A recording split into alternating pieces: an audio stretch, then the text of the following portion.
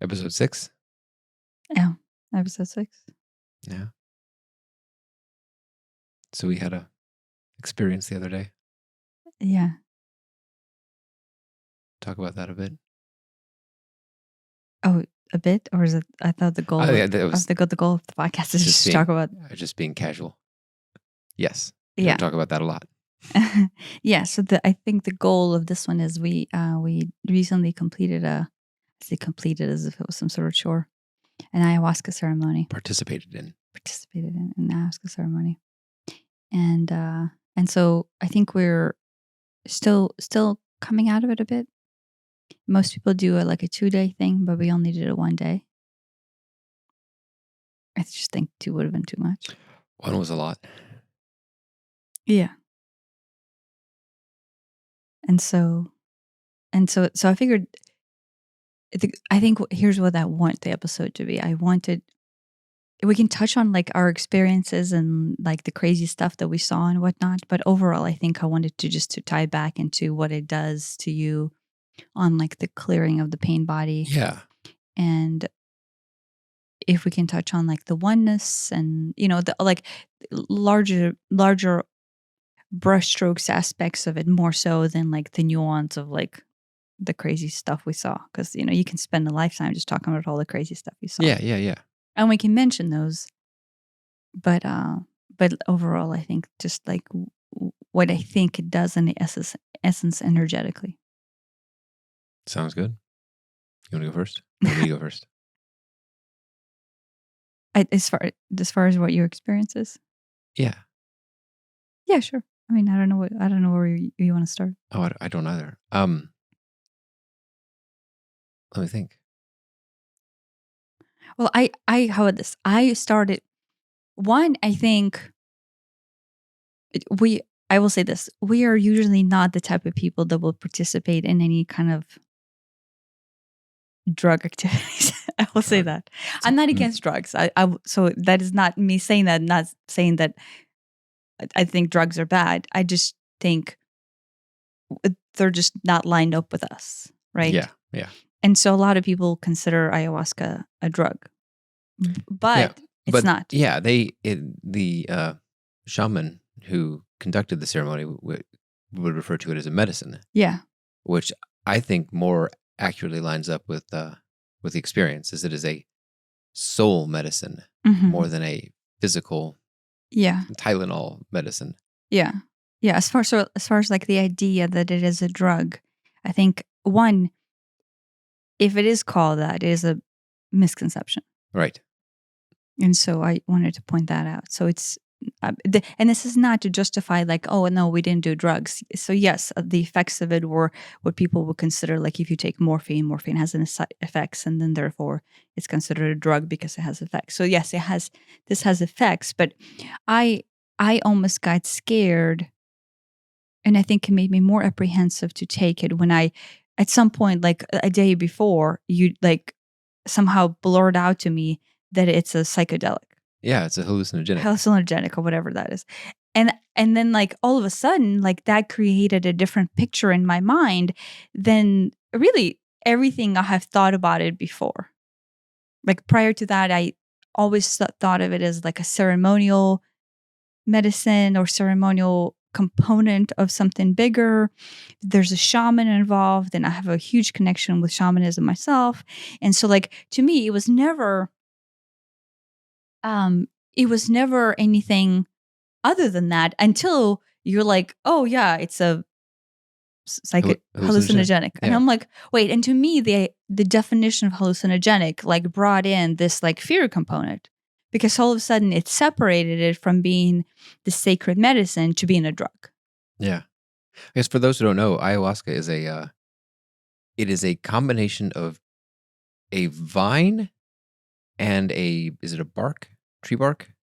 A leaf. Or a leaf. Yeah, vine would have some bark on it, I guess, in a sense. It's 2 different plants. Yeah, it's 2 different plants. One of these plants contains DMT, which is the psychedelic ingredient.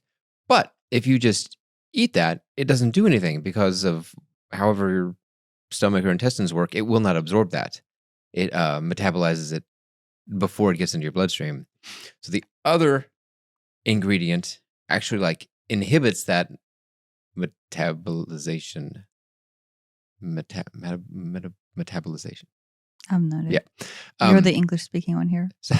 So it's only the combination of the two that has any effect, which is think about how you would discover, oh, this plant does nothing. Oh, that plant does nothing. Oh, but when we combine the two and we make it into a special brew, it does something. Yeah. Like you would have. There's no amount of trial and error that would ever discover that. It would have to be taught. Yeah, I have no idea how that would even happen, right? Which is wild. Yeah, and so this is grown in the Amazon. The shaman that hosted the ceremony, or the shaman that oversaw the ceremony, was from the Amazon. He was from Brazil, like a tribe in Brazil. And then the medicine itself, I mean, it's one that comes from the Amazon, but I think it came from there, but I don't know how. Yeah. So, I was going to say, so DMT is referred to as the God molecule, because I don't know if that's because you quote see God when you take it, or it helps you connect with God, but the pineal gland, which is the third eye center, can and does produce it sometimes. So your body will produce all the time, right? I don't know. Your body will at least occasionally produce DMT on its own. And like maybe that happens during near-death experiences. I think I've heard that before. But the influx of DMT. If you're trying to explain it scientifically, I guess. Yeah. So that's the active ingredient that in ayahuasca. So that's the hallucinogenic portion of it, I guess. And you see, to me, it almost, I feel like, does it injustice, like trying to describe this scientifically, right? As opposed to, which, but I think it is necessary. But to me, like almost that separates me from the sacred ceremonial aspect of what it is. And so you having said all this scientifically, having went through the ceremony, I realize, no, it is an inhibitor that puts you into a theta brainwave state. And maybe DMT is the active component that lets you get there. I don't know. And then it just allows you to open. And so that God molecule, or whatever that is, just connects you with the truth of you, with your oneness, with your own higher self. And then in fact, like, makes you stuck there. Yeah. It quite literally just like inserts you into that space and like concretifies you there for hours. Yeah. So, and I think maybe all the hallucinogenics that people have, like, I've never taken anything else, so I cannot say like LSD or me either. Anything else, how they're different. But I would say that they do the exact same thing, is they take you into the space where you're able to maintain that theta brainwave connection, right? The same thing with cacao. We're drinking cacao right now. And that is what I feel like it is doing. It is the reason why it is called the sacred medicine, right? It is because it does the same thing, but maybe without the DMT component. But it puts you into that theta state. Right, which has the effect of like lifting the veil. Yeah, I guess to me, I would describe it that way. In quotes, it in very broad strokes, it makes it very apparent what the that you are one with the universe, which again doesn't really do it justice. Yeah. Oh, yeah. You can say that, and it's like, well, what does that even mean? We will say a lot of things, but like the words will not do justice. Right. I said, so DMT is the active ingredient, but it's not pure DMT. It's this little, soup that you drink almost. And it has very definite physical effects too, in that it causes stomach unpleasantries. Yeah. As well. Most people it's called purging. You either purge by vomiting or purge via diarrhea, or sometimes both. Yeah, that was the part that was scary to me. Like I read Yeah. I Hey, let's go have a hallucinogenic, and you're probably gonna have diarrhea, and you're probably gonna vomit. That sounds fun. and possibly both at the same And possibly time. both at the same time. Yeah, so I And read be careful. And here's a bucket for when it comes on, Yeah, but I read that. which is scary. Yeah, so there is I say shaman. There's a white man shaman in Kentucky that runs an ayahuasca retreat center. Let's just say that. But it's like, but that is not where we went. No. That is not where we went. And so like I read things about him and like just his general approach to it. And it just put me off until the idea that you're going to be sitting all night long, puking and pooping at the same time. That is not what I wanted. And I think a lot of it, which, scientifically doesn't make much sense, but I believe this is true.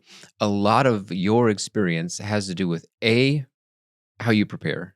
And we went on a extended, very restrictive diet beforehand. We can talk about that in a minute. Mm-hmm. B, your intention for the ceremony. If you're going just to, quote, get high, it's not going to work out well for you. No.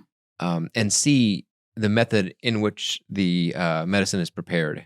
And the intention behind that. Like, it prepared. Who's doing it? Yeah, right. Which is why, if I were to do it, even if I could, follow the recipe and do it, and, here you go, it wouldn't be the same as if this trained shaman who really understands this medicine and embodies it Yeah. and is there to go on this journey with you. Yeah.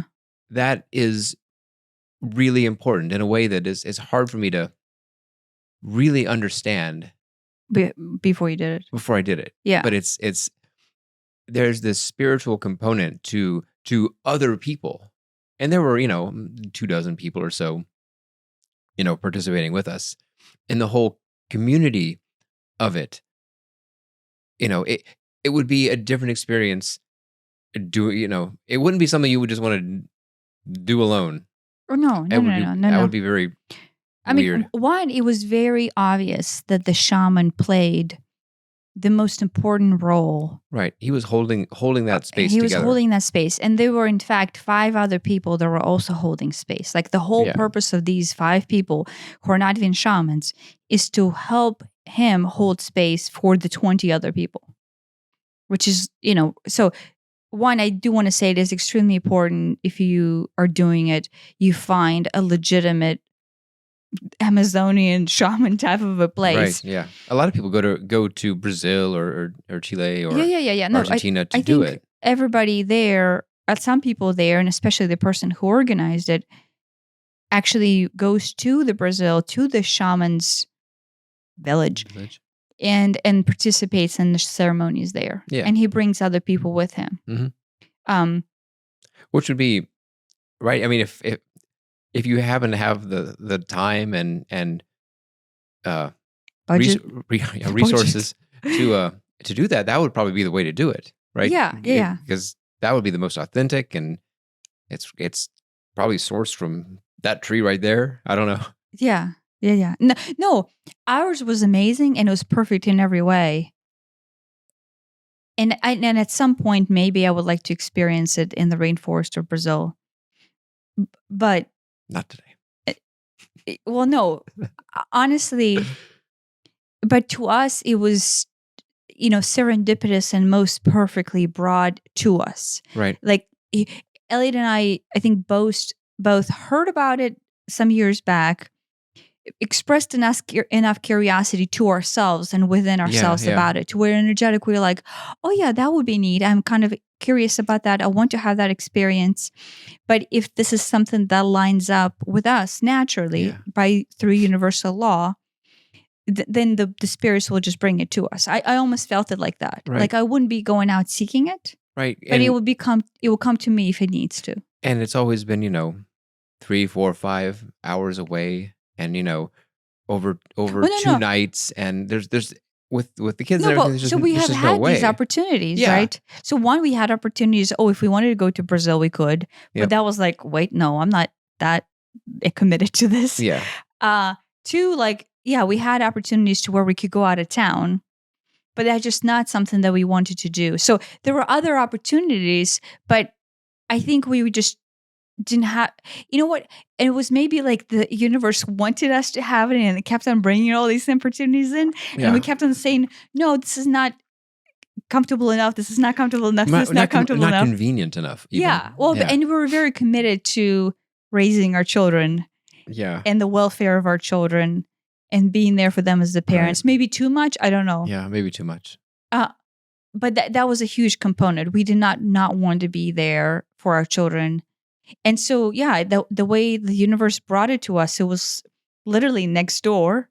I say next door, but like we didn't have to go anywhere. 30 minutes out in the less than 30 minutes. Rural Kentucky. Yeah, it was less than 30 minutes in a direction where we already were. Yeah. And then even though it was a 2-night event, the way the shaman positioned it is you could be there only for one night if you wanted to, and then optionally come there for the second night, like literally come back. So we could have went there, did it overnight, came back home, which we did, took the kids to school, and then if we wanted to, came back there that following night and did the second round. Right. But we only did one night. Yeah, we only did one night because it was more than enough. Yeah. But like just the nuance of how the ceremony came to us and everything that happened around it, I want to say is important because you're not chasing it. You're not seeking it. It is not an obsession. It is not a desire outside the proportion of just curiosity. It was like brought in by the spirit. I feel like the Mother Ayahuasca came to us and offered this to us as a gift. In the most serendipitous way. Yeah. Yeah. Right. And so I do think it is important to have it lined up with you that way, to where you could be curious and you can want it, but you are not chasing the fix. Yeah. Right. Yeah. And so yeah. And then, there you go. This is what I wanted to say is after Elliot mentioned it to me that it was hallucinogenic, I went into like this apprehensive state of like, wait, am I doing drugs? Like, because that was like, maybe it like set in a different direction than I have been interpreted before, because before it was no different than cacao, right? Just like, oh, this is just a more intense version of this sacred medicine. And so I kind of went into this like fear mode, I guess. And so the week before, I think when we were going through our ayahuasca pre-fast or pre-diet. Diet, yeah. We were warned, and we took this diet way too neurotic. We got a list. Well, we got multiple lists. Well, no, we just got one list from the place that was hosting it. Yeah, and it was no spicy food, no garlic, no onions, nothing fermented, and no meat and no dairy. No meat. Well, we don't no eat dairy meat anyway. No dairy. No salt and pepper. No salt, no pepper. Is that what that list said? Yeah, I think so. Okay. No sex. No. Well, a lot of those things. No pork, especially no pork, because a lot of those things have this. I don't remember what it is. There's some chemical in them that ayahuasca, which is an MOAI inhibitor, and if you have those things, that will spike your blood pressure, or I don't know. It's very bad and could be fatal if you don't follow at least the super restrictive parts of the diet. But we're like, well, what can we eat? And I'm searching it up on the internet, and I find other. When you say the internet, it dates you, right? Right, on the webs. The World Wide Web. On the World Wide Web, with the Google. I used Yahoo. No. Did you dug up some old version of Netscape? Netscape. Sorry.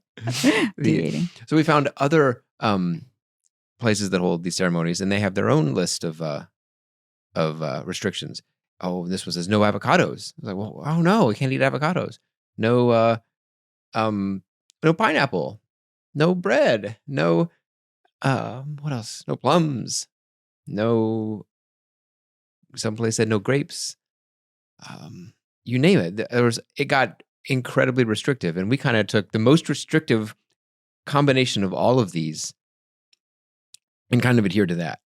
So we were left with some fruits and rice and white rice, and then I think a couple of days and we some had pasta. And we had pasta, which maybe we shouldn't have because it had no gluten. But but blew no, that. the pasta we had maybe like 5 days out. Yeah, and like 3 to 4 days out, we went without pasta. I think. Yeah, at least 3 days for sure. Yeah, it gets more and more restrictive as time goes on. Yeah. Yeah, but we tend to be kind of neurotic about things. A little bit. Understatement of the century. A little bit. And so with me, I realized. So yeah, that was honestly. We should say this. That was an experience within itself. Right. Just even without doing ayahuasca ceremony, going on that Aya diet. It was basically a dopamine fast. Oh yeah. And so then, we went to no music, no crazy music. Right. So like only music we listened to was like smooth ceremonial music. Smooth jazz. It wasn't jazz. Jazz. Like jazz would probably even have more dopamine than what we listened to. Yeah. So like we found smooth music. And so if we did listen to music, it was only that. No social media. No social media. I actually tried to limit all my phone use. I tried to limit all my computer use and only used necessary. it unnecessary. Like, if I had to work, it was just work stuff. Yeah. Limited my shopping, which we don't go shopping out, but like even online shopping, I tried to limit that. I cut out hot drinks. No tea. I drink decaf, but no, none of that either. Yeah. So we kind of, and the goal, the individual who organized basically said is the goal is to offer some sort of commitment and sacrifice to the experience, to Mother Ayahuasca, in order to then to be able to receive a gift back from her. So it's kind of like a quid pro quo, energetic exchange, right? Yeah. And so that was the goal. That's how he introduced it to us to begin with, without us even realizing what that meant as far as dietary restrictions. And so I kind of approached it that way. I wrote the list of all the no's for myself a week before, and then kind of like tried to commit to that, right? And so anytime I was struggling with it, I wanted to break that. It was basically more of like, well, no, this is a commitment, right? This is me doing something for the greater whole, so then the greater whole then is able to connect with me. And from a physical standpoint, that I think some people who didn't follow, I don't know exactly what they follow, but if they didn't follow the diet, the at least the basic diet, let alone our neurotic restrictive diet, were much quicker to purge. Yeah.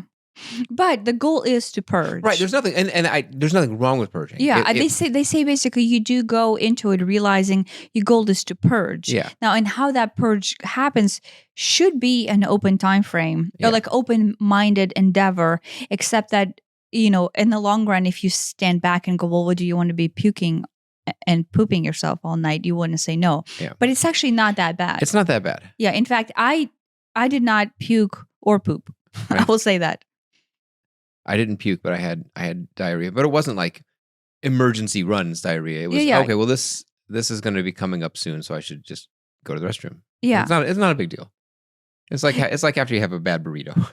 Yeah, and everyone's on their own time frame, so it's not like everybody is pooping and puking at the same time. Now, I will say this here, and we were sitting right there. So the way you're supposed to do it is you're supposed to open a purging space, a doorway, a doorway out of the circle, and then outside of the circle there's this purging space where you actually purge out the vomit which is basically, honestly, it's just stuck energy. You're Yeah, purging the yeah. stuck energy. If it needs to come out, it'll come out. Yeah. That's what everybody says. And there's nothing wrong with purging. Yeah. And they That's just, perfectly fine. where we happened to sit It's dangerously close to was that. close to that. So like there was a Unfortunately close. circle.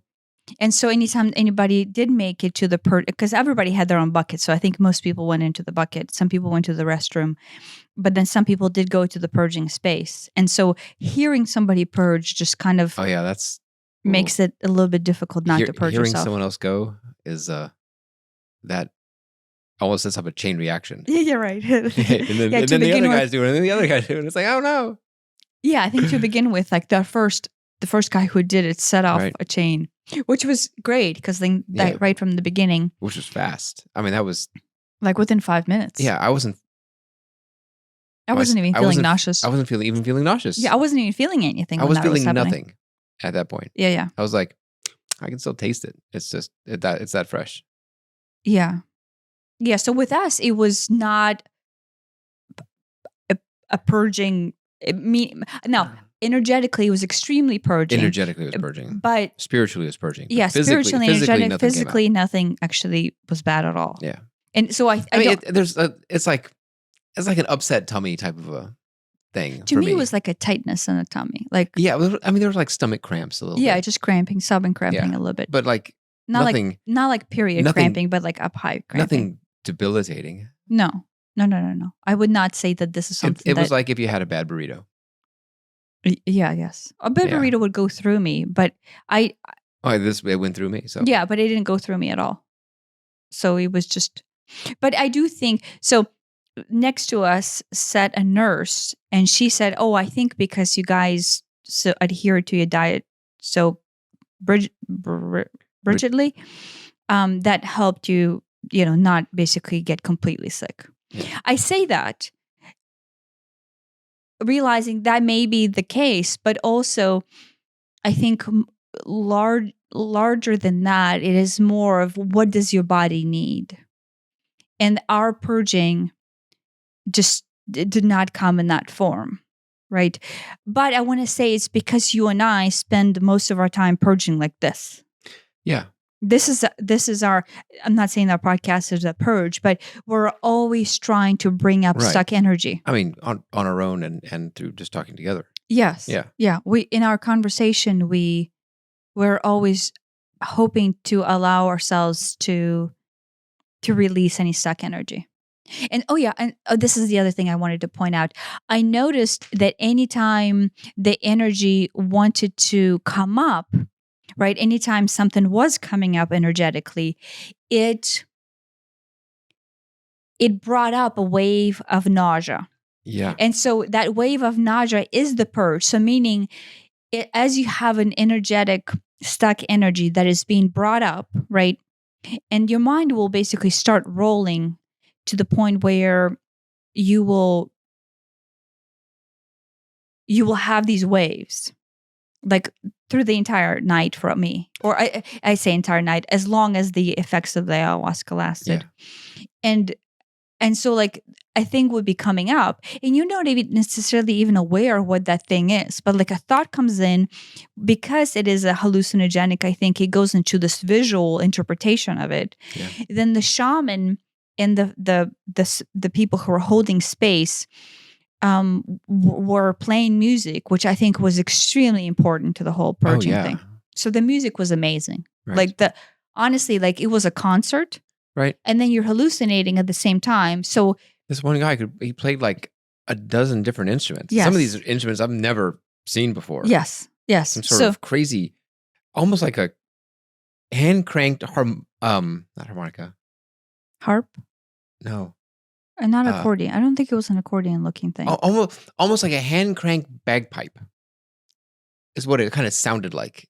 Oh, it sounded like, but visually visually it was different, but it was like sitarish. Yeah, I have never seen these instruments before. Well, no, but so what it does, and this is I think why it's so important to have a ayahuasca in a sacred ceremonial space, is because that music, the rhythm that they create with that music is specifically designed to hit specific stuck frequencies within your body, energetically stuck. And so each tune and each frequency and each song will actually bring out a different stuck energy. Yes. I was listening. I got my finger stuck in my handle. So you're literally having stuck things as we're talking about stuck things. No, but that was important. And I noticed like, oh, when guitar plays this tune, it brought this up. And when some sort of weird wow, wow, wow, wow, wow thing plays, a different thing comes up. And so like they were super at mastering the art of releasing stuck energy with musical frequencies. Yeah. It's really good.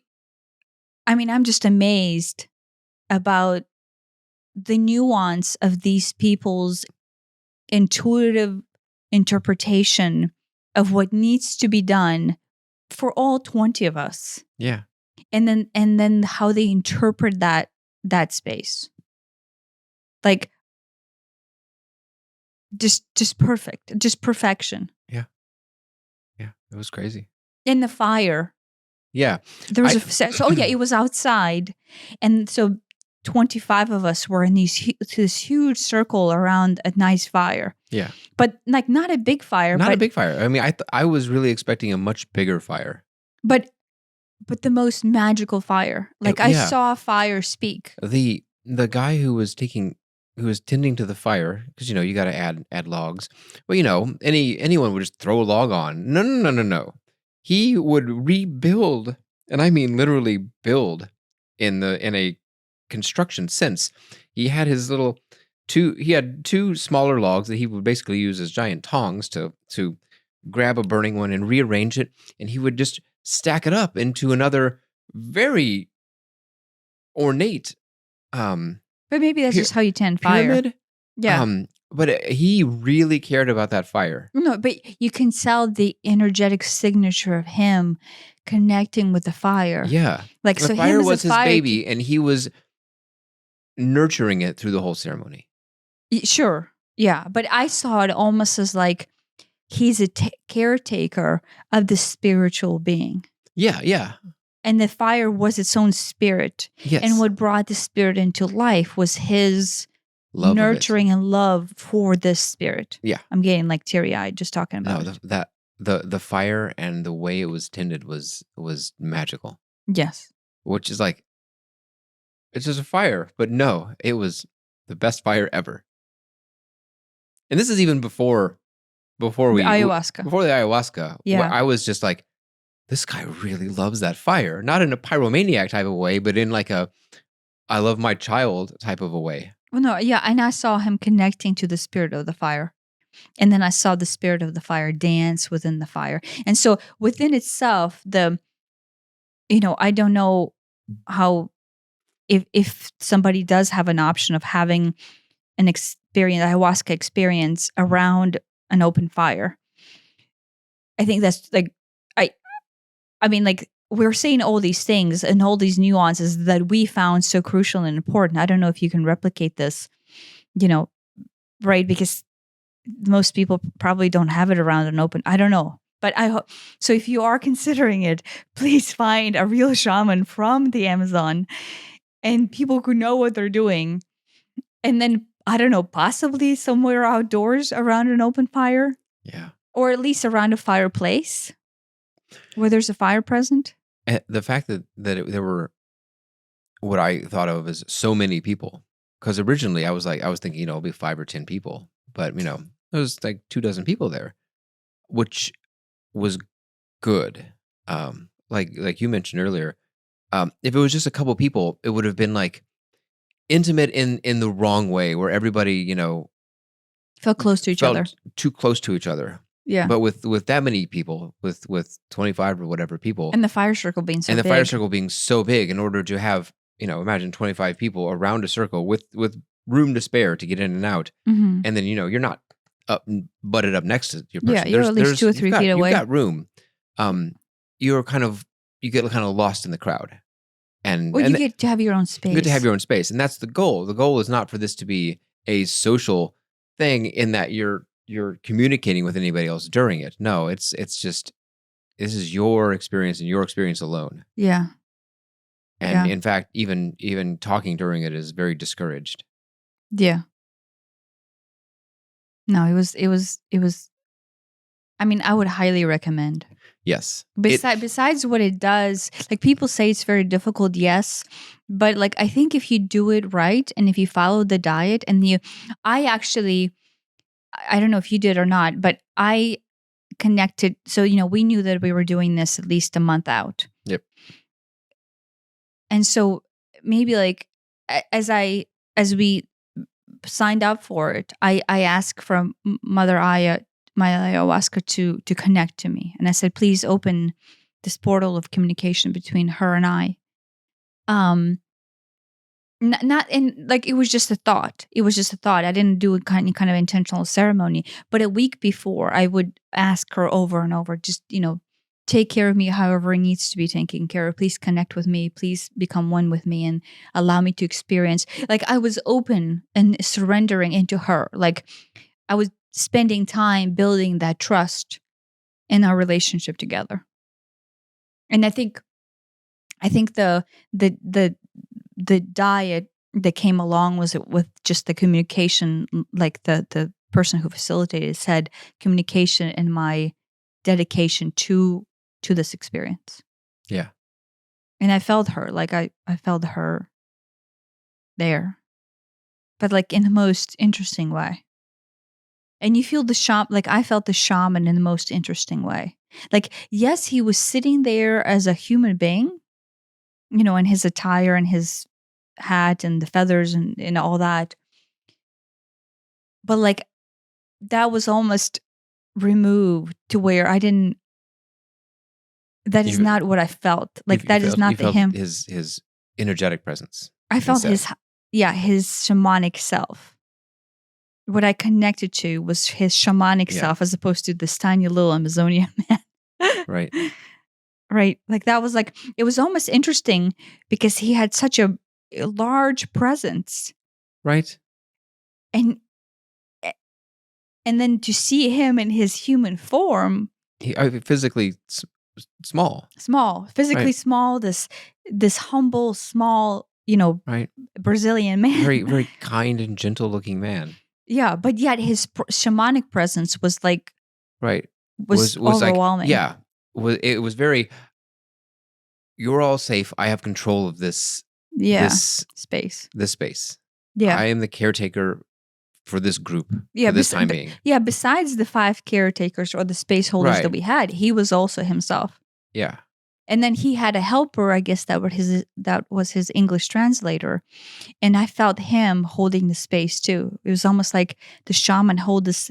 It's almost like his translator held the space for him while he was holding the space for us. It was this symbiotic relationship that I can't really describe on the physical level, but the spiritual level, it was just next level.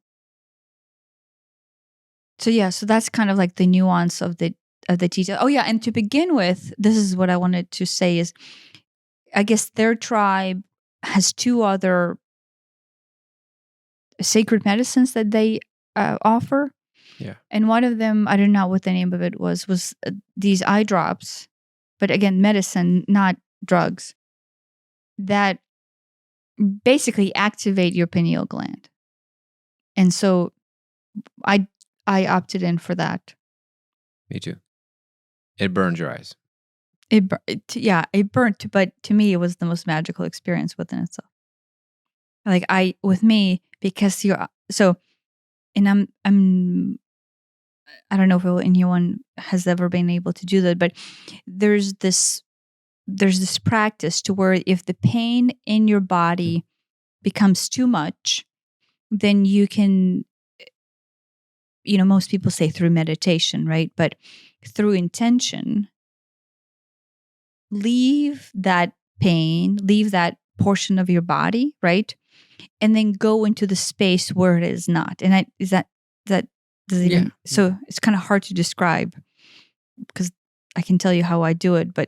And so to me, the pain in my eyes, because it was burning so much, was so much and I practice this pain abandonment technique all the time, to where the second I went, oh, this is too much, let me abandon this pain, it automatically snaps you into the center of your Pineal gland? pineal gland. But what's the whole center called? It starts with the M. Mullabunda? No, Not Mullabanda is your Medulla root chakra. oblongata? Yeah, whatever it is. I don't know which one it is. It's in the center, right? Like in between your eyebrows, and then it goes straight back. And I have spent a lot of time basically working with that center to where now I know how it feels. And so the second you shut off the senses to your eyes, because your eyes are in excruciating pain, you go into that space. Yeah. And it was like the most like funny experience to me, like, oh, that's what it does. And on a most profound level. And so it literally just like opens your third eye. So whatever that thing is called, that's the eye drops. And then there's the smoke that they offered also beforehand. Hape. And we chose not to do that. It's a specific tobacco So they that they in your blow nose. into each nostril that you don't inhale. When you receive this, you do not want to breathe it in or swallow it. But yeah, we didn't do that. Yeah, and the guy who was facilitating it, at least to us. Yeah, because this is our first time. This is our first time doing ayahuasca, and it's really our first time with any drug, period. So I think he just kind of read intuitively our personal mindset or our personal ability to handle it. And he said, don't do it to begin with, because if you don't hold it right, it makes you nauseous. And then if you're already nauseous, the chances of you being in the right space to receive the ayahuasca medicine becomes kind of tainted. Yeah.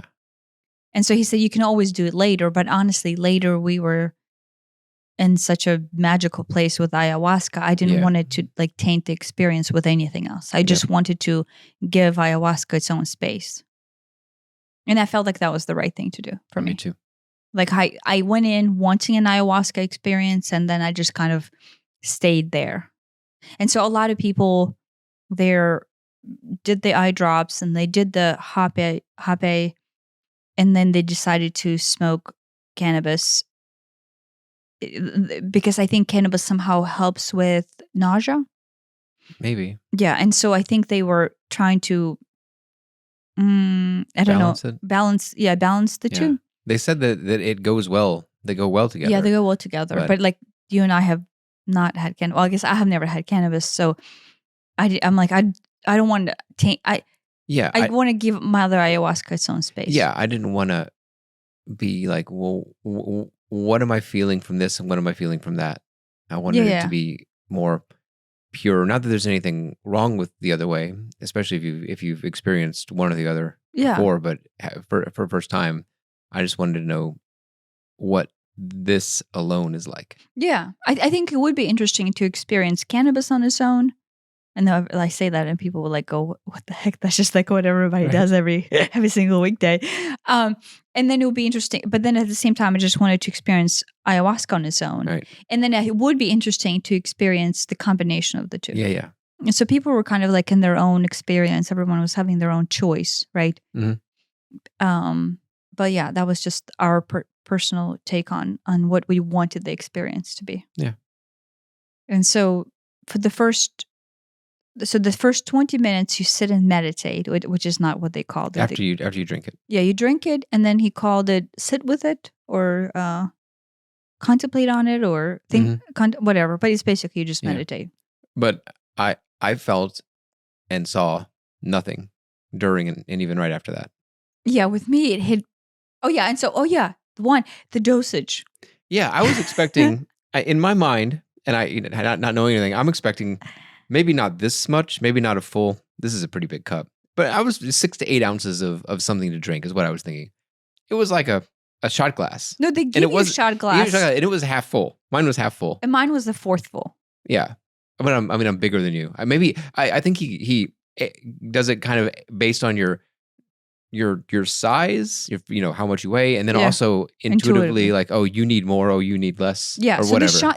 I think that is an important thing is the shaman is already so in tune with the medicine that he reads intuitively the dosage that you're supposed to receive for this experience, right? And like, right. And that within itself is an art form. Just knowing how much to give you versus me versus, Right. you know, No, belly. I wouldn't know. Yeah. And so yeah, And I don't know, maybe you can brew it in different strengths. Maybe if it sits cooking for a while, it'll become a reduction and stronger. I don't know. I don't know how to make it. yeah, it smelled to me, it smelled like molasses. Yeah, it smelled and tasted similar to molasses. It had a consistency of thinner than molasses. Then, yeah, maybe thicker than, certainly thicker than water, but not honey, not molasses, but like In between, just something. in between. I don't know what It's there's not thick, really like a smoothie maybe. yeah, like a smoothie or like a slightly like a watered down smoothie. yeah, like a thin soup, not just broth, but a thin soup. Yeah. Yeah, And it's just, like I said, I mean, if you take a shot glass, an I ounce, had a 1/4 fluid of it. ounce, maybe at most for me. Yeah. Oh yeah, and I did hear somebody say that, oh wow, that was a really strong dose. So the people who, Well, maybe they got more. well, no, not strong dose, but like strong medicine. Oh, it did, like just a little bit of it. It The has guy, a lot. the guy who was a firekeeper said that was strong, like potent, or The potency of it. yeah. Okay. So, he Yeah. has had it before, and so his observation was that this particular batch was a strong batch. Yeah.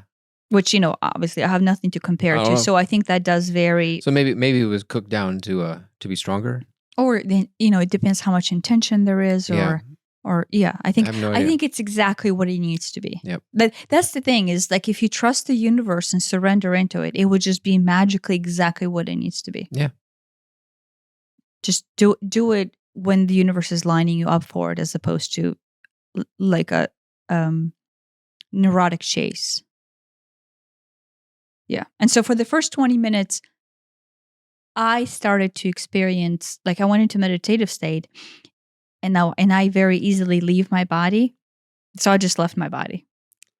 I guess I say that I saw I had no effects, but this was incredibly obvious later, was the monkey mind just chattering.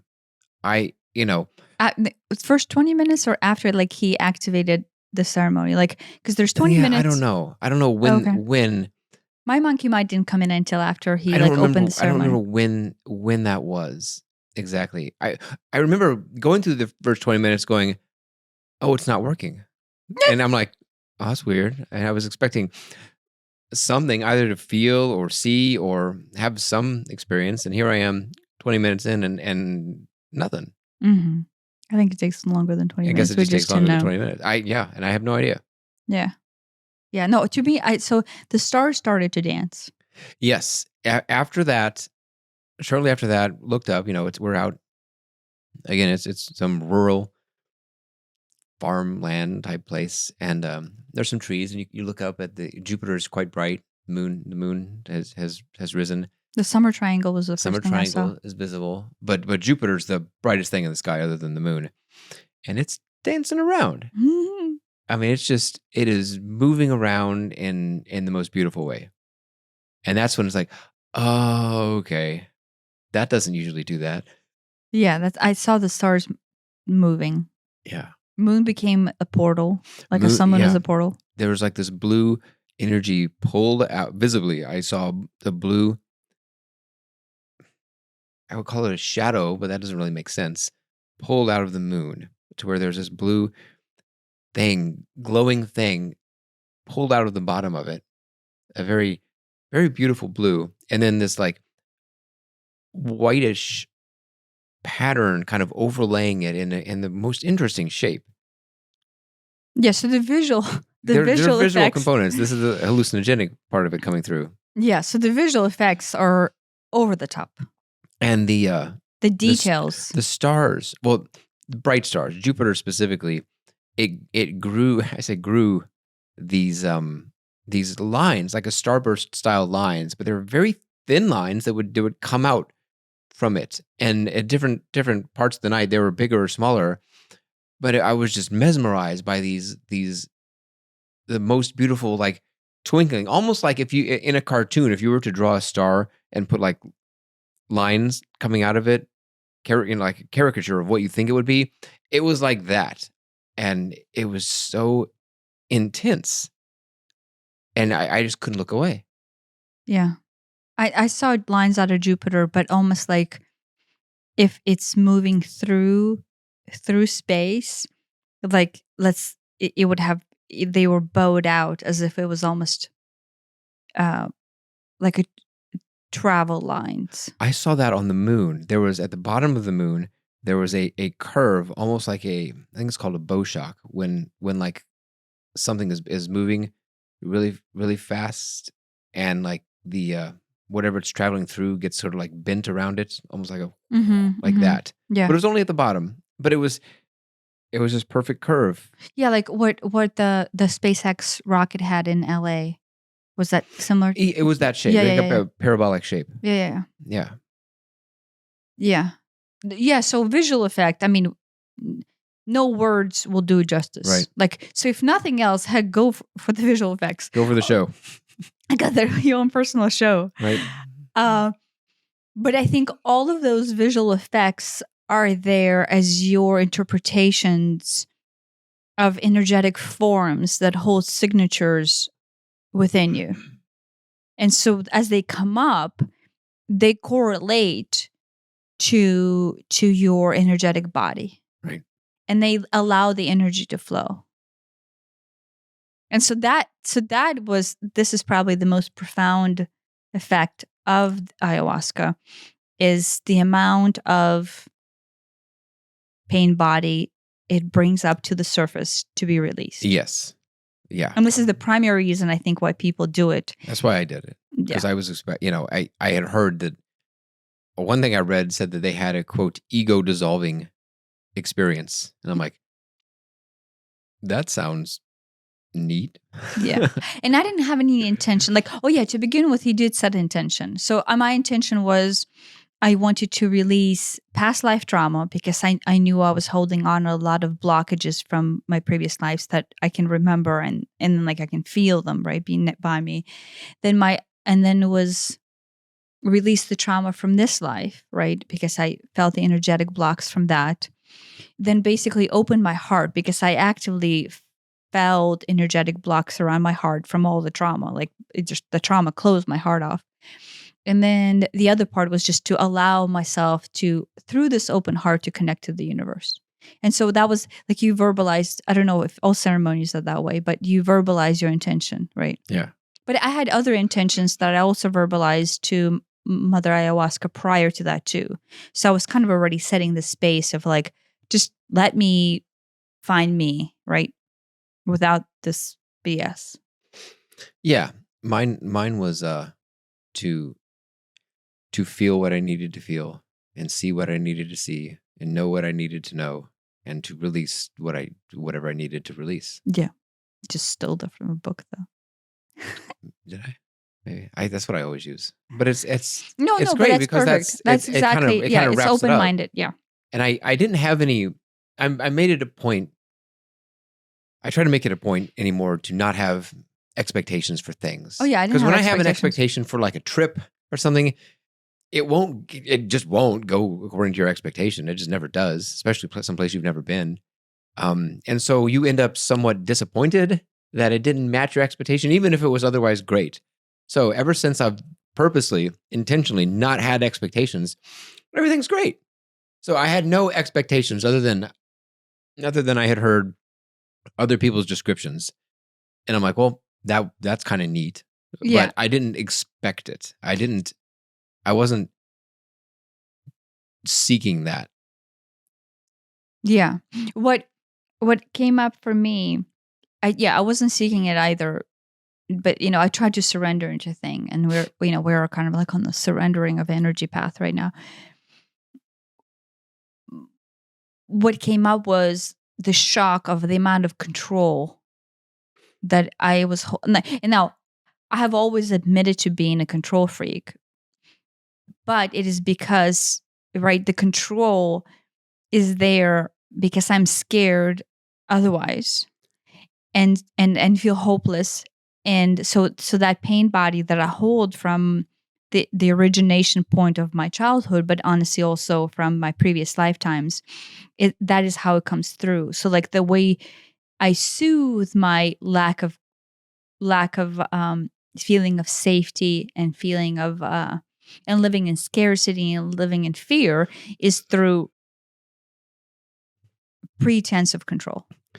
Yeah, that's the exact same thing that came up for me too, was how much control I want to have over everything. And I didn't really consider myself a control freak until this experience. And I'm like, oh my gosh, I just wanted to control everything.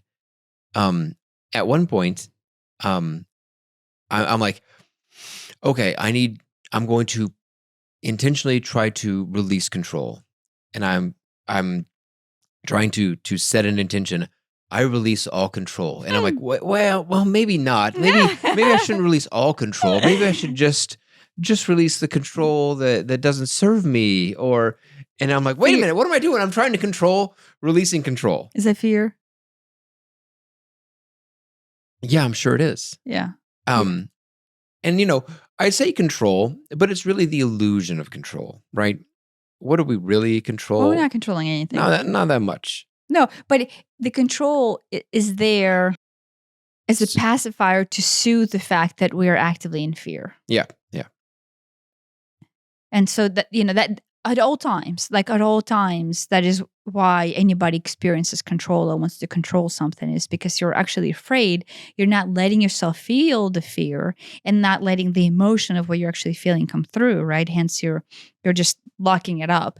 And the control is there as you're like, oh, guess what? I can do this and this and this. And so like pacifies that which you're not allowing yourself to release or feel or acknowledge. Yeah. So and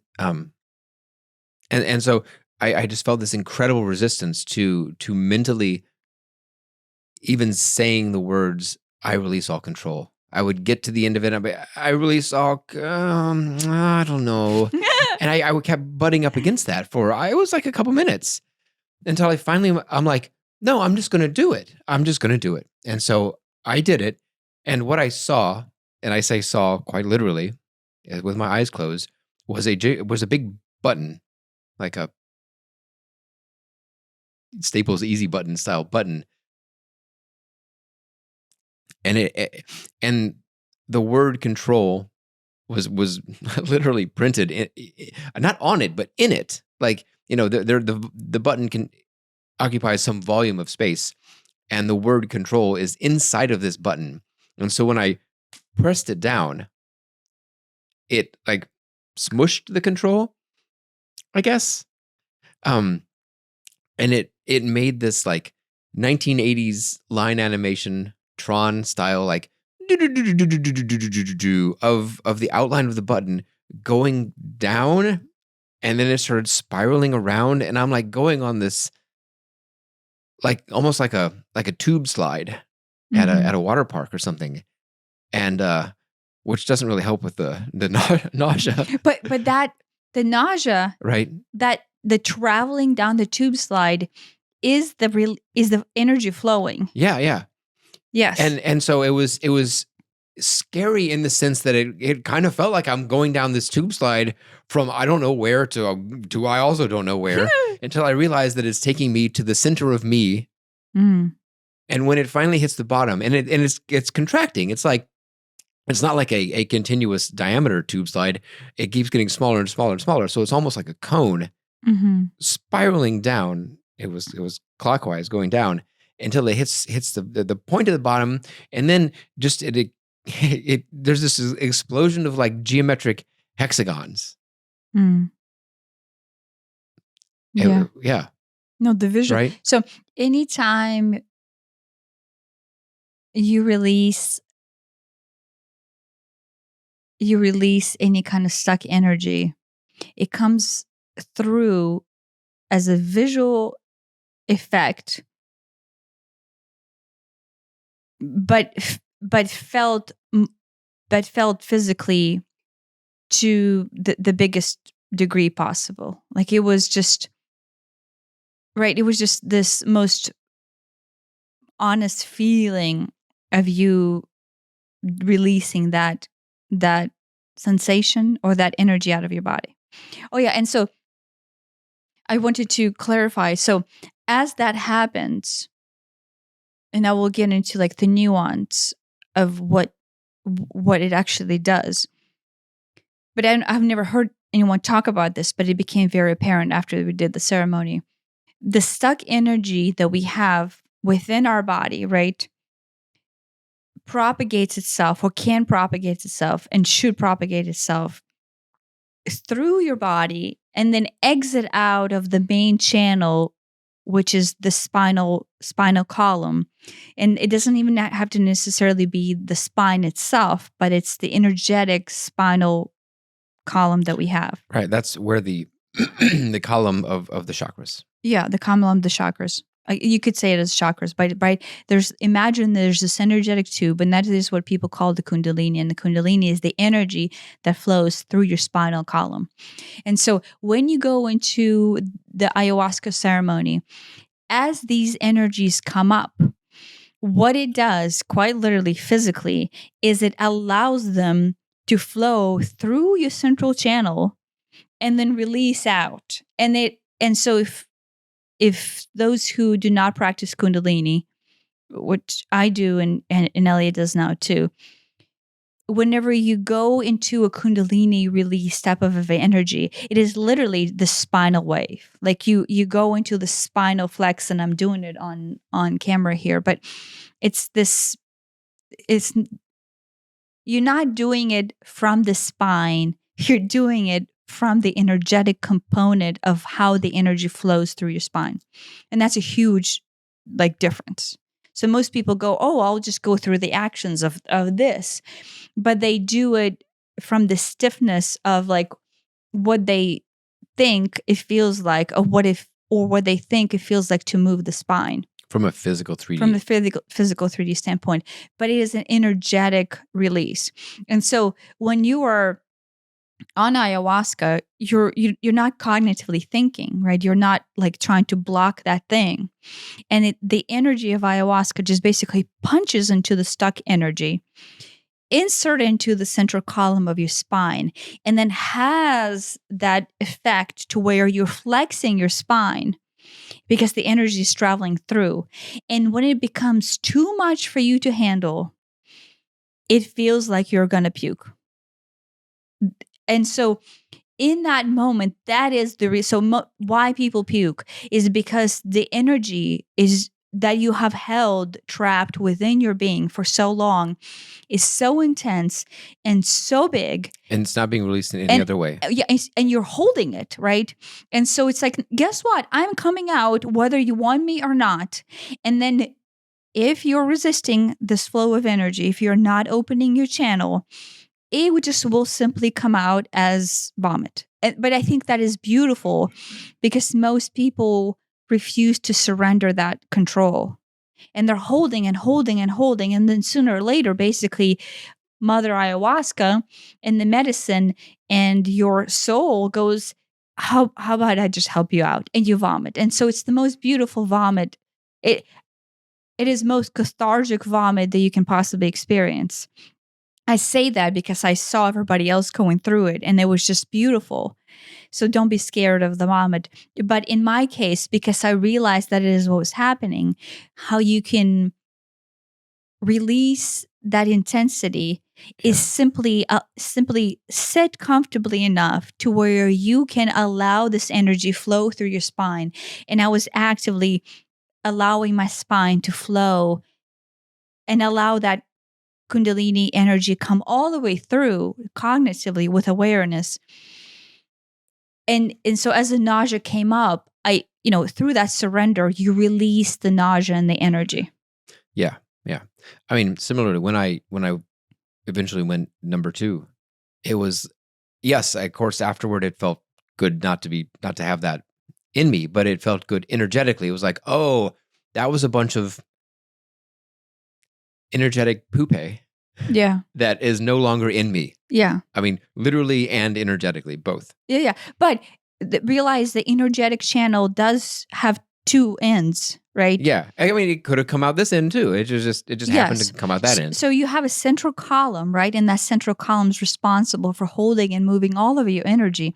And so you have two ways out, two physical ways out, bottom or top, right? But at the same time, if you are energetically aware or going into this with this knowledge, or especially if you do Kundalini work, then you can just release it physically through your central column tube, and then through the smooth physical movement of energetic. Like I can release my energy out of the back of my alto major chakra, right? Which is it's at the bottom of your neck, at the kind of at the tip of your spine, right? Which is, if you think about it, is very close to other people. If you don't release it there, right? It's basically kind of like I have a hump on my back, so it's, to me, it's right there at the top of my hump.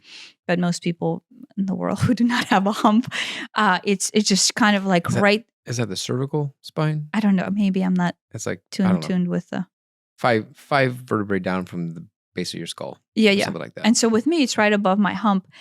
But if you don't release it there, which is basically your alto major chakra for me, it travels back up, and then it goes to the tip of your spine, and then the tip of your spine is kind of lined up with your throat, and then it just comes right. It is quite literally like, oh, here's where it ends in the spine. And then what does it do? It snakes its way, which Kundalini is represented as a snake. It snakes its way out of your mouth, and then it literally comes out as the purge. So it's like that, being able to describe it that way and see it that way, it was just the most beautiful interpretation of like, oh my gosh, this is what it is. Like it tied the energy work to me. It tied the paid body to me. It tied the Kundalini. It tied the essence of us and the energy that we hold as trapped beings and how it visually propagates itself. And it was just the most beautiful experience. And to be able to interpret it and be able to live it through was just, experience worth within itself without actually me releasing any pain bodies. Yeah. Anytime I would try to sit down and meditate was how noisy my mind was. It has never been this noisy before. It was, my thoughts are word thoughts. I have sentences in the, there's like a monologue, sometimes dialogue just going on in my mind that becomes really apparent if I sit down and try to quiet it. But I've never had it that chatty. And it's just random stuff. It's just nonsense. I mean, it's not a different language. It's English, but it's just like, it's almost there's this frantic energy to just chatter. Yeah. And so it was really hard for me to sit there and get that quiet. And that took an incredible amount of willpower. And I realized that this is, for me at least, this was my ego just trying to hold on, because it's like, this plant medicine is trying to get rid of me being the ego. It's trying to get rid of the ego. It's trying, or at least reduce it or something, and I think maybe most people, I at least have always identified with the ego so much, as opposed to identifying with, the self. And so identifying from the ego, it's all about, control just kept coming up all night. And survival, and, the separation of me being a separate entity from you, from them, from the earth, from that rock, from that tree, from that star. It's just everything separate to the ego. And so, the pie is limited, and if you have it, then I don't, kind of by definition. And that's this whole ego mindset versus the ayahuasca shifted me over to the self, where it's like, oh no, we are all one. And what's good for you is good for me. And what's bad for you is bad for me. And in this mindset, you would never hurt anybody. You would never step on an ant. You would, oh my gosh, this rock is so beautiful because the rock and I are connected. And you become one with the universe. Yeah. And so all this chatter is the ego just trying to hold on. And when I finally quiet it, it goes to the physical. It goes, oh my gosh, my nose itches. Oh my gosh, my shirt's uncomfortable. Oh my gosh. And it's just over and over and over and over and over. There's another thing wrong with my body that I need to. My head, no, it's itchy. I got to adjust my hair. I got to do over and over and over and over and over. And I would go, I would notice this and I'm like, okay, I'm going to give myself 3. I'll do 3 of them. And then whatever the next one is, I'm living with it. And I'm like, well, it'll be the worst 3 that show up. So yeah, my nose is itching and I got to adjust my shirt and my butt's getting kind of sore. So I'll shift around and then that's it. Well, now my elbow's tingling. Too bad. Now I'm sitting with it. And so that, that came and then that passed. Once I'm like, no, that's it. I'm just going to sit with it. And so finally what it came down to is the intestinal issues. And that's when it started. I felt like, whoa, okay, if I'm going to have to purge out the top, it's going to be now because it started bubbling up then. Because you allowed the energy to flow. Yeah. And I'm like, okay, well, if it's coming, it's coming. Yeah. And I'm not going to fight it. I'm not going to encourage it. I'm not going to fight it. And it'll come up if it needs to come up. And once I surrendered to that, it went away.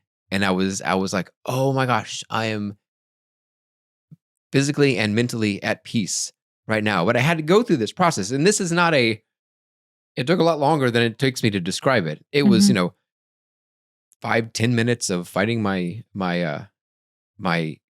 chattery mind. Another, 5 to 10 minutes of dealing with, however uncomfortable I physically was.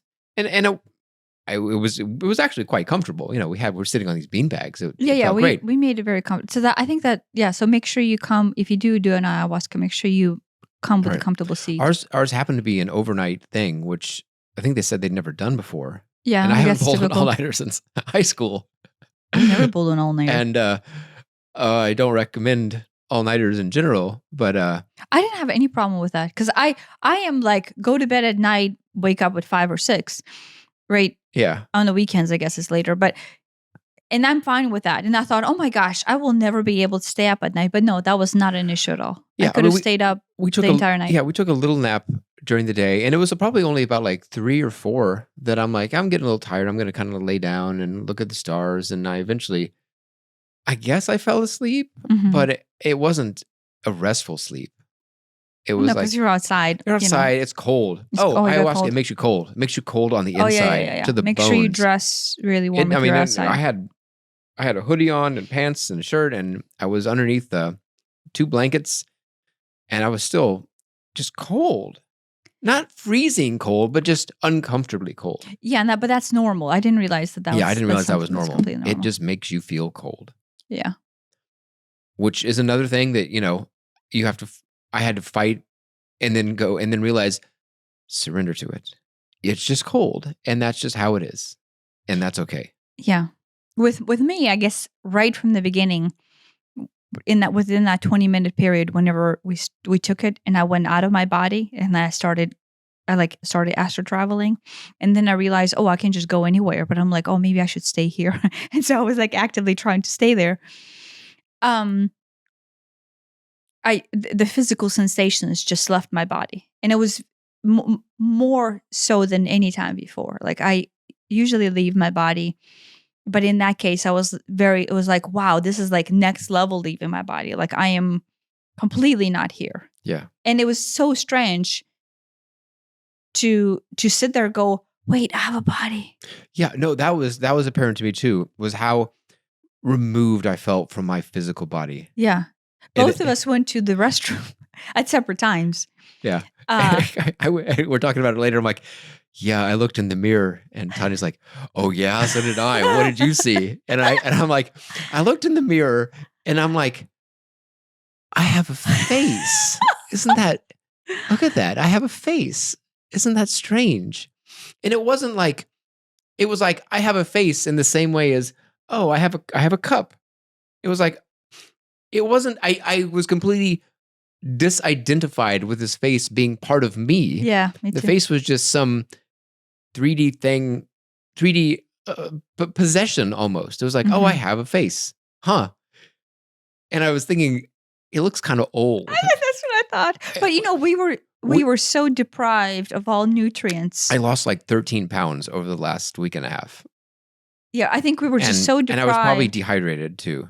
Yeah, and then the day off, we just had fruit salad, and that's it. Yeah, fruit salad in the morning, and then that's it. And here we are.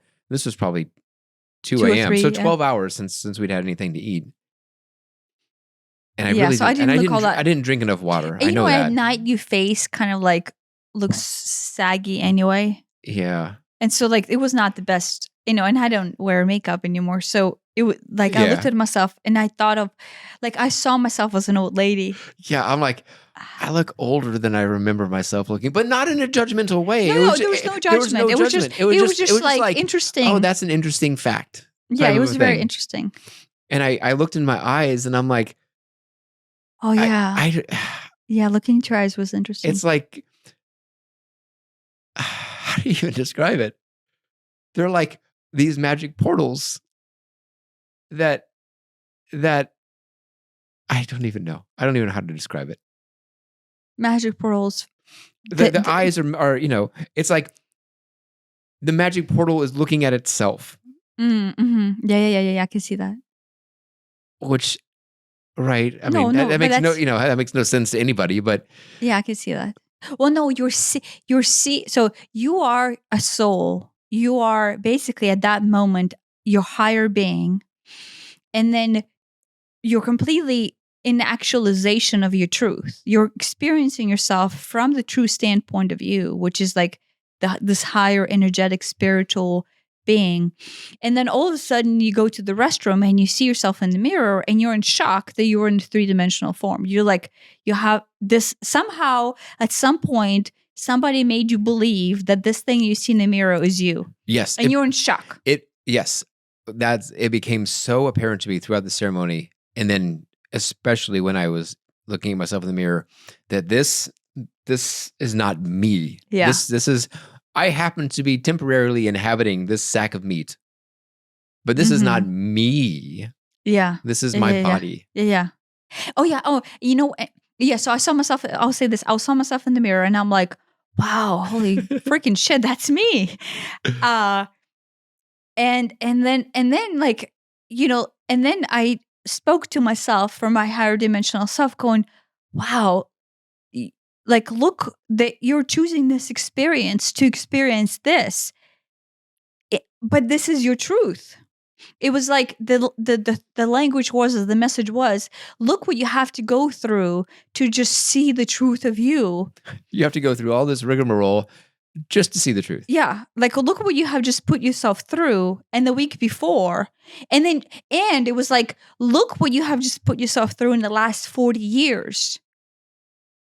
But look at the truth of you. Yeah. And it was that. Like, that is what the mirror showed me. To like, wow, we are really married to our lies. To the lies that we are our body, to the lies that we are this thing, to the lies that we are unlovable, that we are. Yeah, I want to make sure you allow me to bring that up. That part.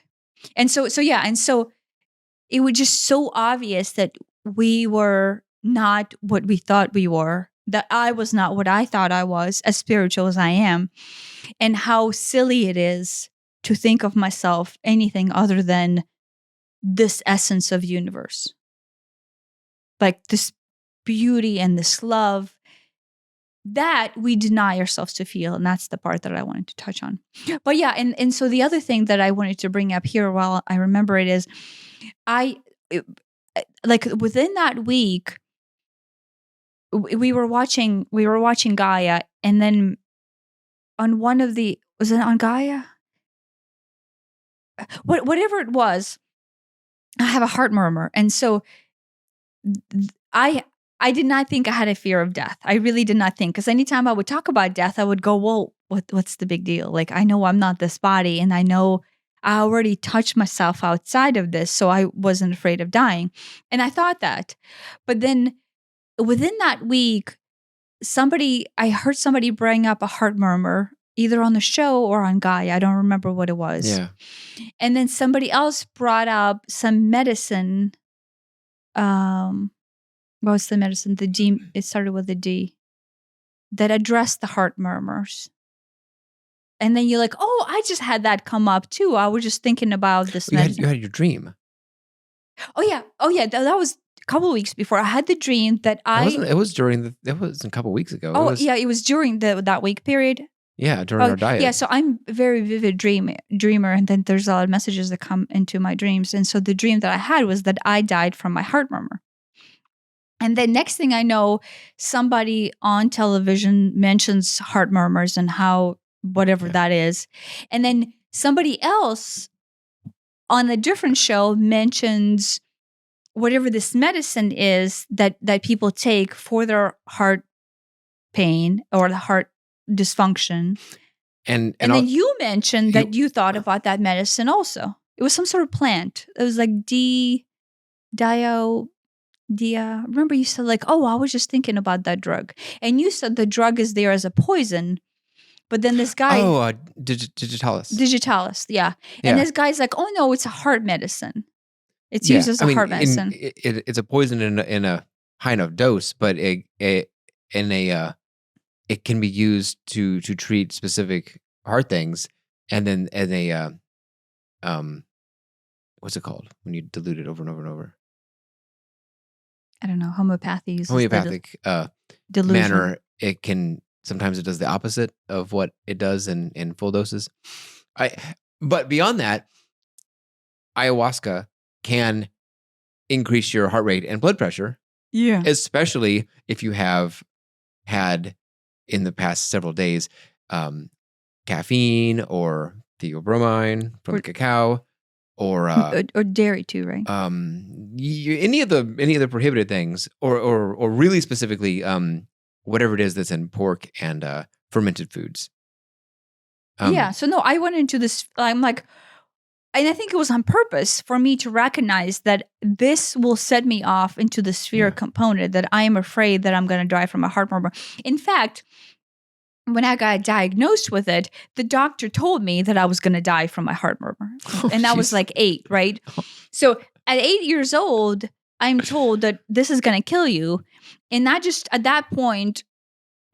some point, decided that I will never live into my 30s. I remember that.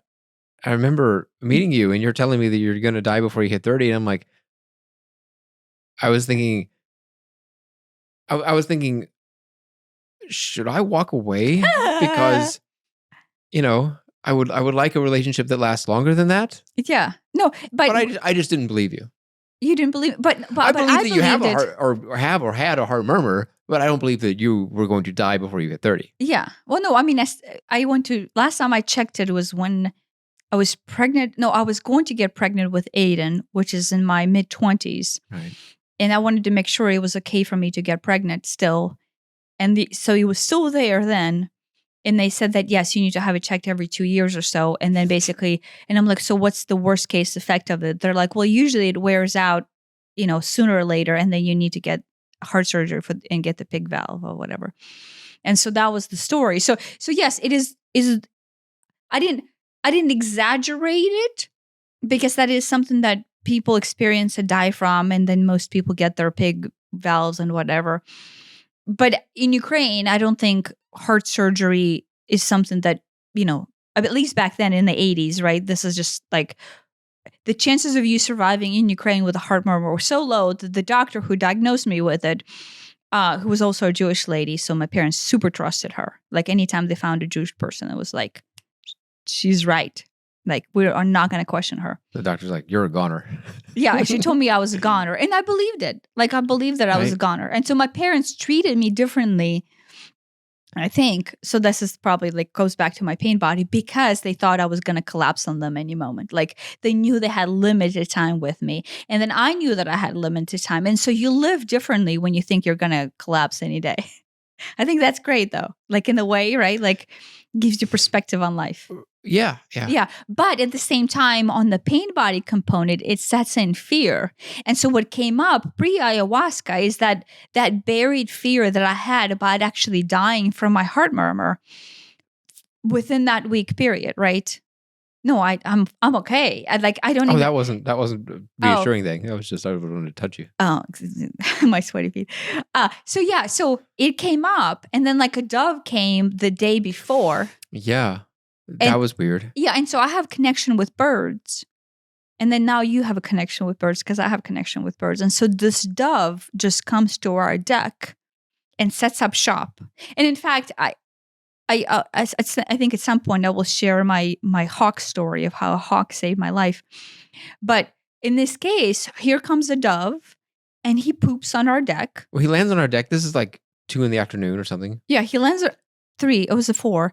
And he lands on our deck. He poops. And I'm like, that's strange because doves are usually not that friendly. Like they're kind of skittish. Yeah, they're very skittish birds. And we have 2 cats and a dog who can look out that window. Yeah. And you can see back in. Yeah. And usually that scares off the birds. Well, no. And so we feed the birds. So I will say that we have a little, like a planter pot thing. Like a ceramic tray there that has seed. And so the doves occasionally come and go. They're very skittish. They will come, they will peck, and then will leave right away. Yeah, but any other bird will scare the dove off. Yeah. Oh, yeah. So this thing sets up shop and sits there for like 3 hours, I think. More than that. It was still there at night. Oh, yeah. Sorry. We went to bed. He was still sitting there.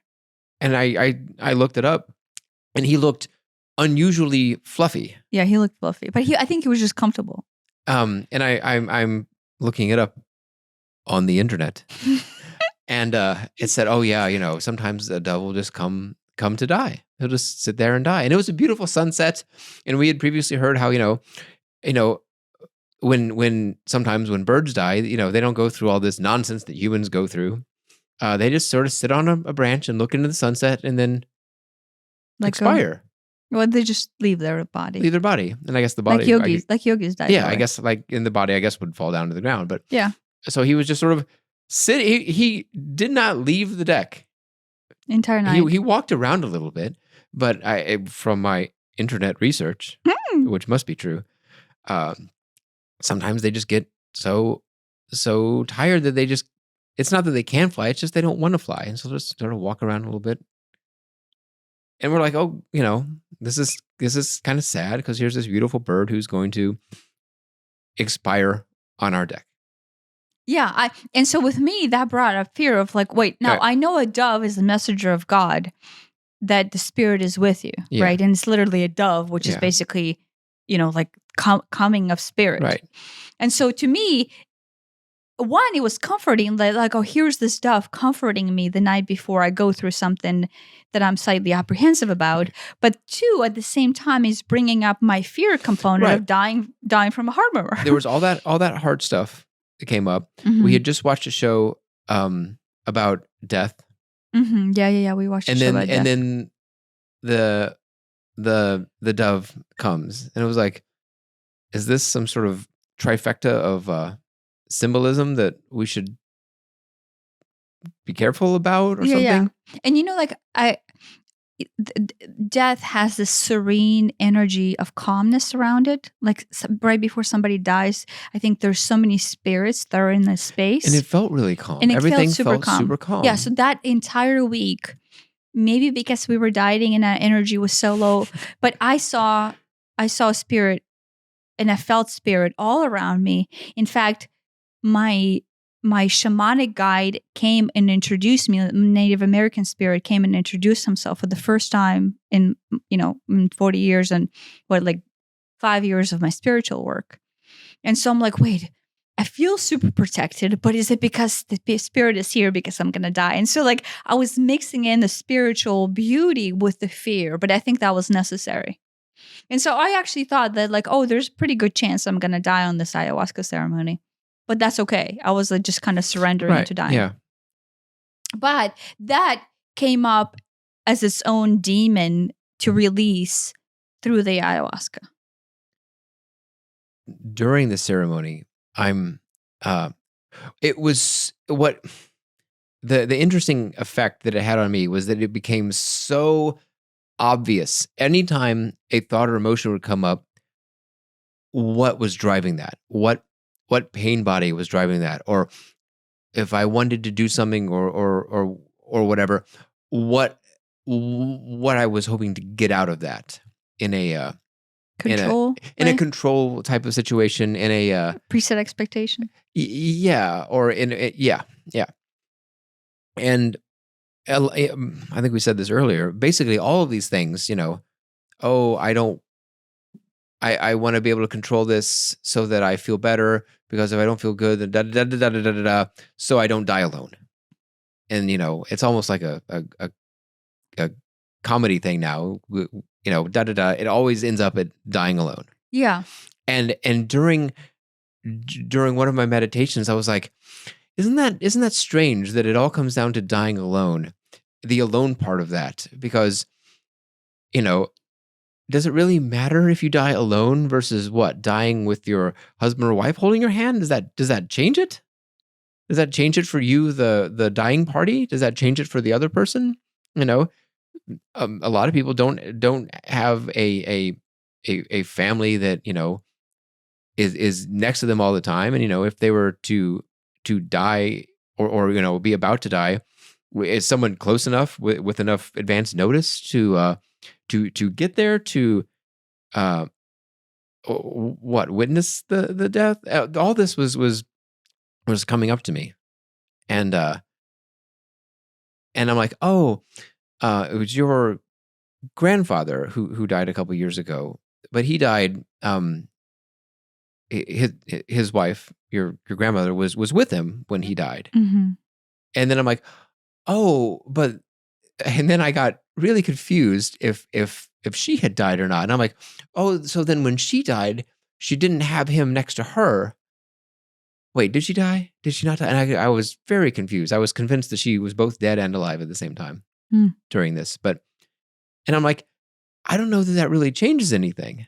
Well, I think with you, that's probably the pain body of attachment, because your idea of love is associated with the fact that you have to have someone love you, or be by your side, and so that is what was being released, possibly. And it made no sense at the time why dying alone versus dying in a crowd of your friends would make any difference at all.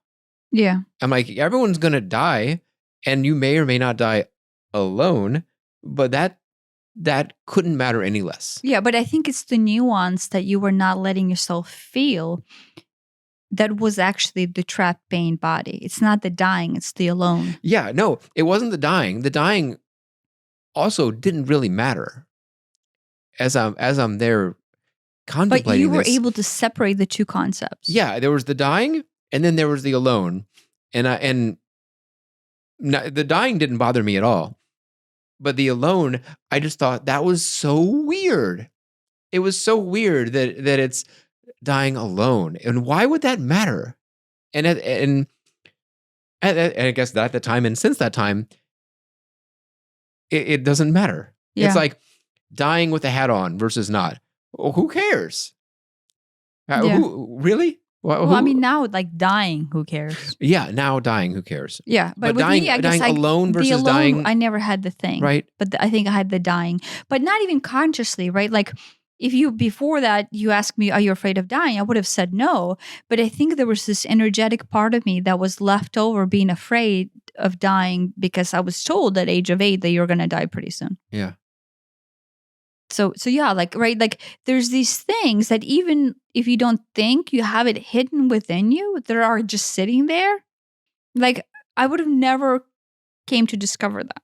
Would have never went, oh yeah, that was a thing. Yeah. I would have never. I mean, we've always joked about dying alone being the root of all of it, which it was in one of the books that we've read. He said that, the root fear of all humans is the cessation of experience, is for your ability to experience things to end, which, is death, right? When you die, there's no more experience. If you look at it from the I am my body point of view, that makes sense. Yeah. And, it goes on to, well, but if you're not your body, if you're above the body in the self instead of in the ego, well, that doesn't make sense anymore. But during ayahuasca, was very apparent that we're not our body. So apparent. It was, which is the most. I mean, I already knew that and believed that, but now having felt that so intensely, that honestly was the greatest gift of the whole thing, was to, oh my gosh, to disassociate from the ego part. Which is connect to your essence. And now, it comes and goes. Oh, yeah, the ego's still there. Yeah, but to have this extended period of time where you are really identified with the self instead of the ego is the greatest gift. Yeah, I'm hoping that stays. Me too. Yeah, I don't know. I mean, I think, this is just us 2 days afterwards. So I'm hoping, I don't know what the prolonged year or 2 out experience is, but a lot of people say it just changes you forward. Yeah.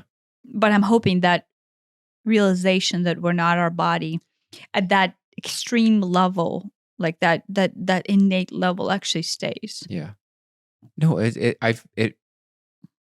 everything feels different. Yeah, everything does feel different. I became super aware of how judgy and judgmental I was toward, I guess, other people, really. And it became so, again, it became so obvious why the whys behind all my actions and thoughts became just so obvious. It was like this sub thought. I would think, oh, I don't like that person because they're doing whatever. And then it was an instinct. It was like, yeah, but that's because you don't feel like you can do that. Because whatever, that would be embarrassing to you. That would be, whatever it is.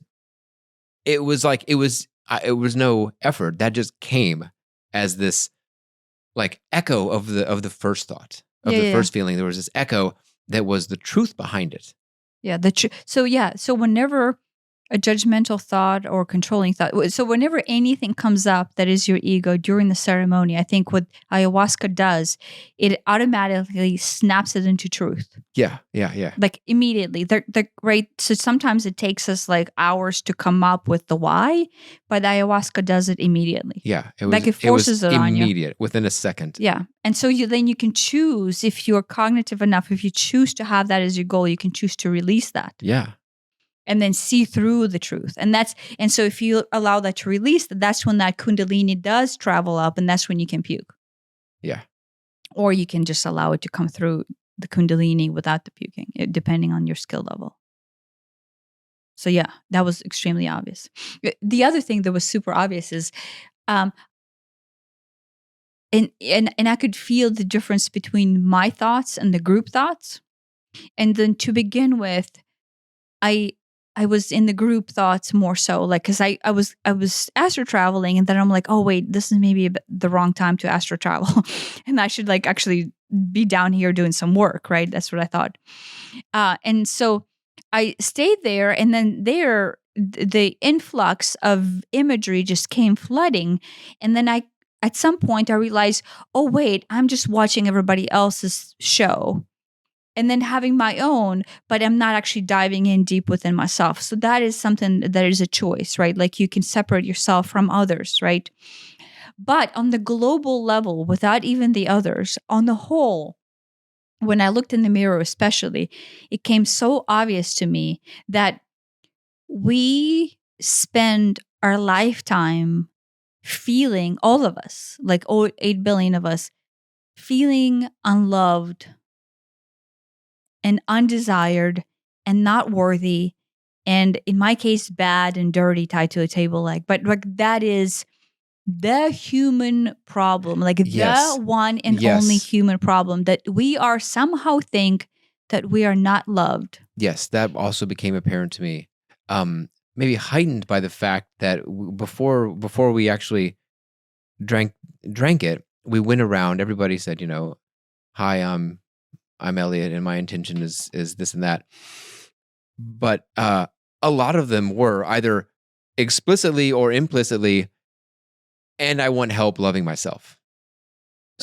Nobody ever said that, but you It can was feel the energy. Implicit. It was. I think someone actually said that. Oh yeah. But it was a lot of them were dancing around it. It just depends how honest they wanted to be with the group. Yeah, and you could tell, or I could tell that seemed to be a recurring theme of anyone who was open enough to be something other than I'm here just for the experience.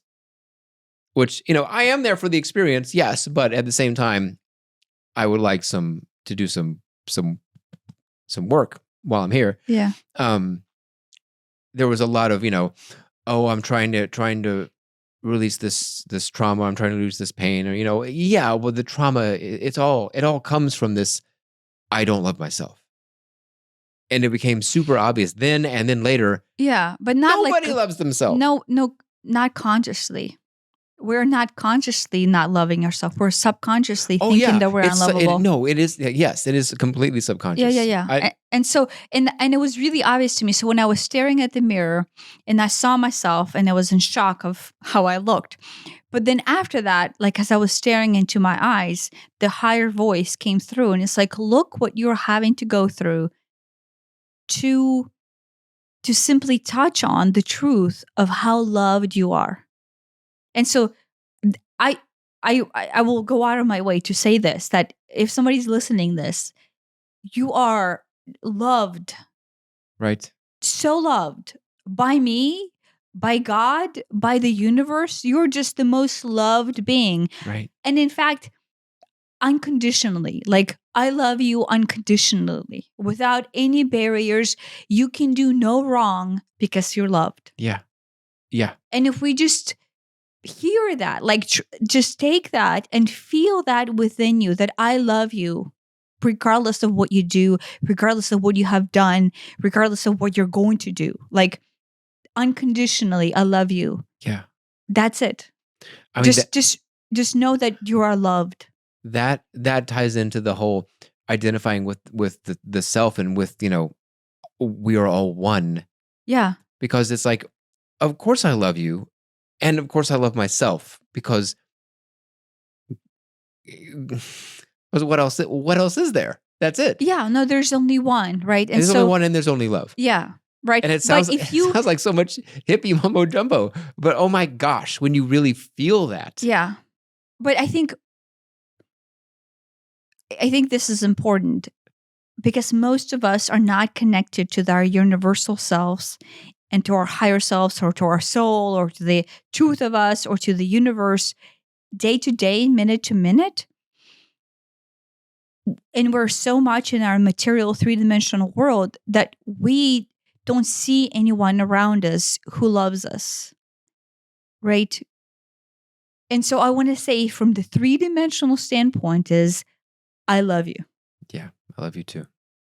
Like, whatever you are, whatever you're doing, whatever you think about yourself, you are beautiful and perfect, and I love you. Yeah. I mean, in the way that a parent loves a child. It's beyond that. You can do. It's beyond that. Yeah. Oh, yeah. Yeah, it is. Yeah. Like, but that's the closest I can come. Yeah, this is transcendent. It's not a parent. It's not a lover. It's not a fuck buddy. It is not a grandma. It is just I, as the essence of me in a three-dimensional form, whatever that means, without any labels, love you as you are at your core. It's beautiful. Without any, just that's it. And if we can just feel that, we would just right. That can kind of solve a lot of things. Everything. Yeah. Like the essence of our struggle lays in us not believing that. Right. I mean, can you imagine fighting a war while you feel that? It makes no sense. No. Because you're just hurting yourself. Or you're doing it because you're somehow don't deserve the love, or you don't deserve to say no to someone, or you don't deserve to feel this, and you have done so much bad stuff that then now you don't deserve love, whatever. Yeah. Whatever the But nuance is, you are loved It and I all love you. it all makes no sense in all of the violence and the hate and the prejudice. It all makes no sense in the context of love. You being loved. Yeah. And you feeling loved. Yeah. I don't know if we can say anything else post that. I think it's a great place to wrap it. Yeah. So yeah. I love you. I love you too.